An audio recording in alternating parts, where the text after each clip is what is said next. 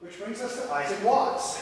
And you'll notice we're getting dangerously close to the top 10 now. And some of you are probably thinking, he didn't put Isaac Watts in the top 10? What a jerk.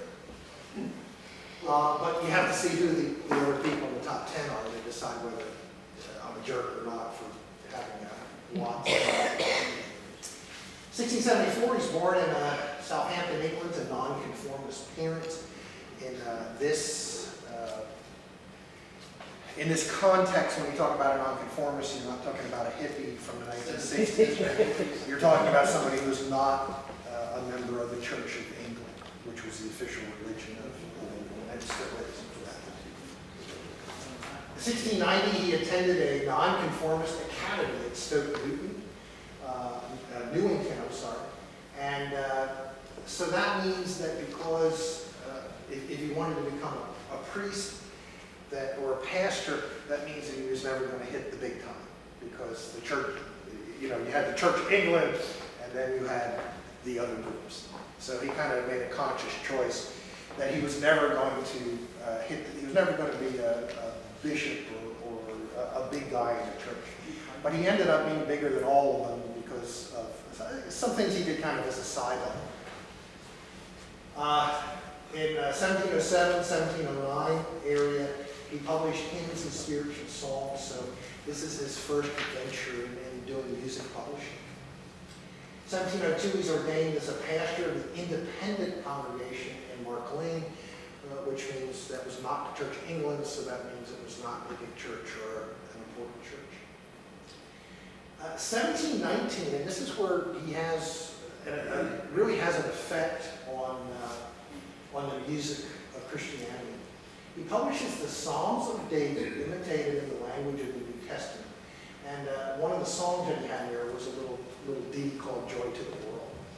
And the reason this is important is because this is the point where people started using a little lyricism with their interpretations of the Psalms to music. Prior to that, certainly, you take Calvin's Geneva Psalter. Calvin would take his translation of the psalm, and then you would fit exactly that translation into whatever musical form he was using with it. Isaac Watts said, well, the idea is to get the idea of the psalm across. So if we have to change it a little, make it more lyrical for the music or whatnot, that's okay. And that was considered scandalous at the time, but remember, he wasn't an Anglican priest, so the Anglican Church couldn't do anything about it. 1724, he publishes The Right Use of Reason in Inquiry After Truth with a variety of rules to guard against error in the affairs of religion and human life, as well as the sciences. And that is my all-time favorite title of a book out of England. Well, the longest anyway. 1728, he receives a Doctor of Divinity degree from the University of Edinburgh. 1734, he publishes Reliquary Juveniles, Miscellaneous Thoughts in Prose Verse on Natural, Moral, and Divine Subjects. The reason for including these books is to show that he was not just a pastor, he was not just a hymnist, he was also an author on a weighty subjects. And he dies in Stoke Newington in 1748. There he is. There are not a lot of representations of He doesn't have a cool hat on. There's just a few. He got his doctorate.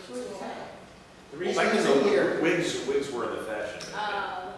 the reason he's in here, he wrote over 500 hymns. Take your average hymn book and go into the back where they list the hymns by the author. Look under Isaac Watts. You'll probably find 20 songs. There's 15 in there. 15 in the hymn book here. Go to the one in the sanctuary, I bet there's 20. These hymns were also included in the Sacred Heart, which we've already talked about. Among all his most famous hymns, From All That Dwell Below the Skies, I sing the mighty power of God. Joy to the world, the Lord is come. Our God, our help in ages past. Doesn't make you want to sing all that. When I Blessed they the wondrous cross. Wondrous. He does. Wondrous. And he's also known for writing new poetry for hymns rather than following the old Calvinist practice of only adapting the hymns, the psalms into psalms. So 500 hymns, lots of them are still sung today.